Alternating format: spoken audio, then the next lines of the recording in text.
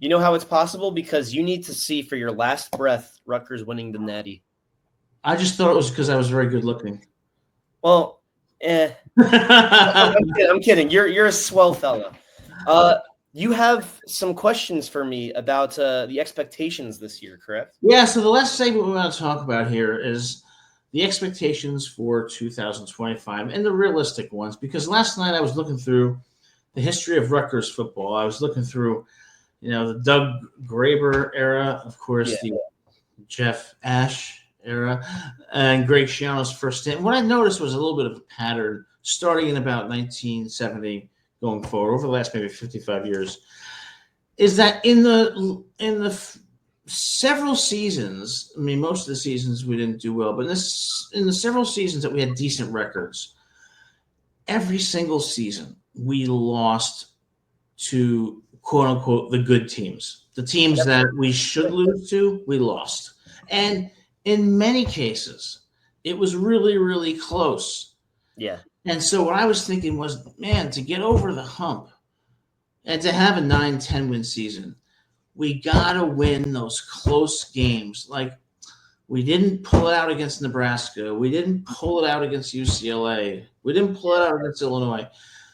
And I've noticed a pattern over the last few decades that consistently happens. How can we get over the hump so that the expectations for 2025 can be brighter than 2024? What are your thoughts?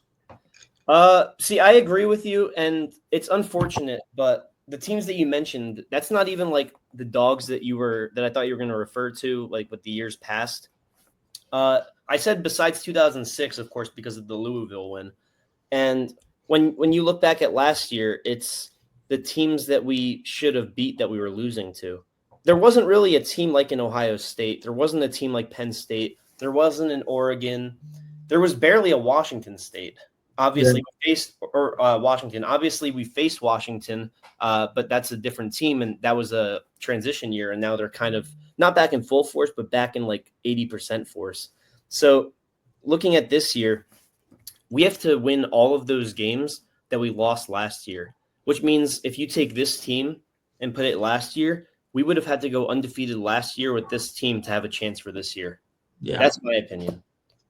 Yeah, and this year we have a much tougher schedule, and that Iowa game is going to be – I mean, I'm going to go to that game, and that's going to be the critical game because, look, we got Oregon at home. We got Penn State at home.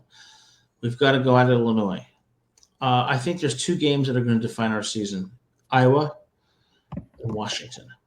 And we have to get over the hump at some point. Because if you look to all of the winning seasons we have had, it's the same pattern throughout history. We're very good, but we lose to the really good teams and often lose by a close margin. For some reason, we've never been able to get over that hump. Yeah, ever. I think 2026 is the year that we do it. But I think it can happen this year too, because if you look at our wide receivers, if you look at our running backs, if you look at our defensive line with all the transfers, the secondary with Jet Elad, with Cam Miller, the ingredients are there. But when are we going to break through that wall? And that's why when I look at realistic expectations, I think this year looks to me like a 7-5 type year. Potentially. Yeah, I was getting worried because you were saying the word realistic, and then you were saying like how this could be. You were saying 2026 could be a year, and it can be. But you were kind of alluding to this being the year too. But 7-5 this year is much more impressive than 7-6 last year, or 7-6 the year prior, even with the bowl win. So you know what? I think we're an impressive team. The record won't show it, but I think 7-5 is a fair expectation. Yeah. 5-7 is a realistic floor, and I would say 8-4 is a realistic ceiling. I want to say 9-3 every game, but the big three. But we're gonna lose to one of the other teams. Yeah, well, with Oregon, Penn State, Ohio State's in Columbus, but and our good friend John Diadamo, is here. John, thanks so much for being here. And on behalf of John, I will announce. I don't know if you know this, Gabe. Our good friend John co-hosted Michigan at the Voice of Yeah, College sure. Football. Fantastic show. Recently got engaged. Oh, To his fiancee Courtney. And about a year ago, when they were doing the Michigan show, Courtney made him lasagna, and I remembered it. John's a great guy. crushes Congratulations! lasagna. Congratulations to you, John, and for the engagement for a great channel. So, look, here's the problem I have with these expectations. I feel like we're going to be losing those damn close games again, and I don't know what it is that doesn't allow us to pull them out. Like, forget Illinois. Look at UCLA, 35-32. Nebraska, 14-7. All right. Uh, you know, and What'd you say? I thought you were still going. I don't know. I just heard like something in the background, but yeah, it's like Jason O says 8-4 would be really good. I think 8-4 would be really good too. I think it's all going to come down to the defense. Our offense is going to be solid, but it starts with the run game, setting up the play action. We've got the receivers, but my question is the defense going to be able to hold up over 4 quarters? Is the defensive line going to be able to get pressure? And I don't know the answer to that question, but I know that Coach Schiano has put these players in a chance to be, in the best position to be successful. But we've got to finally break through as a program. Do you think it can happen this year, or do you think it's still a work in progress? No, I think it can happen. Obviously, the record won't show it, but I think it can happen because the defense, you said that has to be the most disciplined. I think Ethan, by default, should be disciplined because he's a senior and he's had plenty of learning opportunity in Minnesota and here at Rutgers.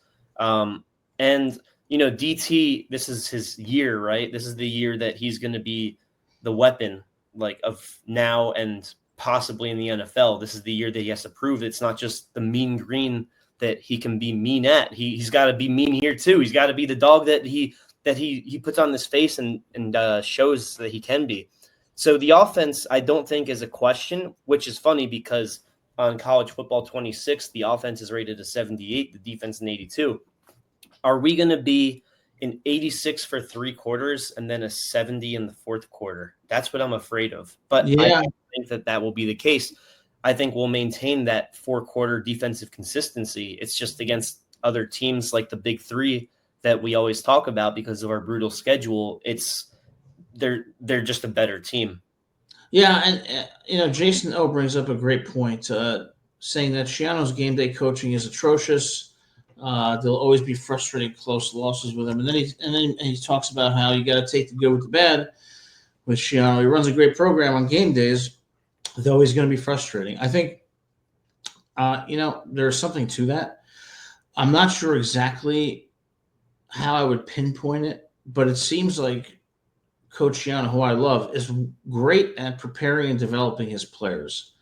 And buying into a system. Yeah, I think he's a genius at that. But I think on game day, sometimes whether it was Wisconsin where we came out totally flat or Illinois where we blitzed on 4th and 7 or whatever it was and gave up a touchdown, or whether it was Nebraska where we couldn't punch it in from the 3 on 1st and goal, or we had a fake field goal try that went nowhere.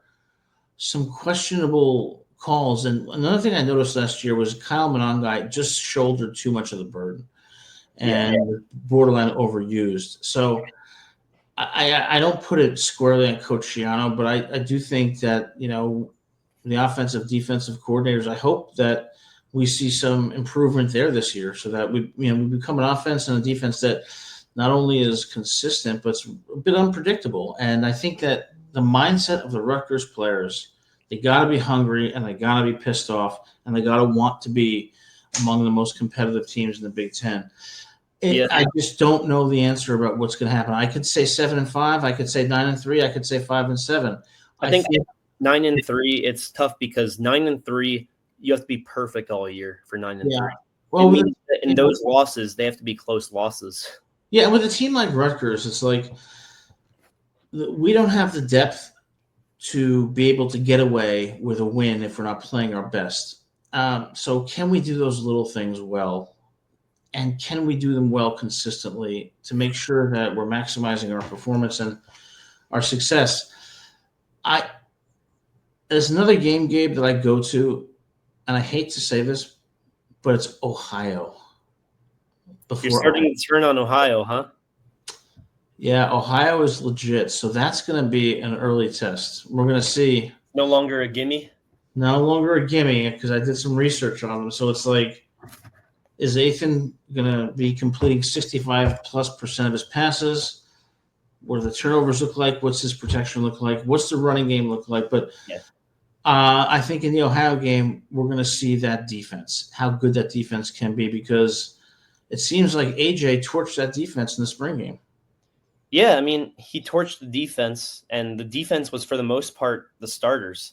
What I look to, you mentioned how much of the load was on Monangai, and that's why I think it's a blessing and a curse that he had to leave us. Obviously, you know why it's a curse, because of how good of a player he is. But it's a little bit of a blessing because we don't have a Monangai at running back, at least as of now, because we know that Monangai, he kind of forced himself to be the guy, but that means that it's not going to be 65% running anymore. It might be like 55, which means that there will be more distribution. We won't be as predictable. And some of those wide receiver options should be open because, as a defense, you don't know if they're passing or running. You got to give respect to their routes, but that means that you should have some open check downs too. So I think the offense, it'll find a way. Like I said, the least amount of points I think we'll score this year is maybe like 13, which obviously doesn't sound great, but against defenses like Ohio State, Penn State, even Iowa, as mentioned, Oregon, you'll take 1 13-point game if it's your lowest performance of the year. Yeah, and I think also, for me, a big key is going to be first downs. They've got to average 4+ yards of first down. They cannot become one-dimensional. And, so when they go up against good teams, they cannot get behind by 2 or 3 scores and become one-dimensional. Because when Rutgers is one-dimensional, they're going to be easy to stop. So they're going to have to rely on that defense to keep them in the game. But I think also the offense is going to have to win time of possession. We're going to have to be plus in the turnover margin. We're going to have to be good on special teams. We're going to have to do all the little things that are going to make us successful. And Jason, I completely agree with that. The other running backs are going to step up from Monangai. And the offensive line, I think the offensive line will pave the way for a big year. So let's hope it's not a Rutgers team that's scoring 30+ per game, but giving up 35 points. Here's the thing, right? You didn't like my joke earlier, but I got another one for you. And it's not even a joke because there's truth in it. We're the voice of college football, but Jason is the voice of reason.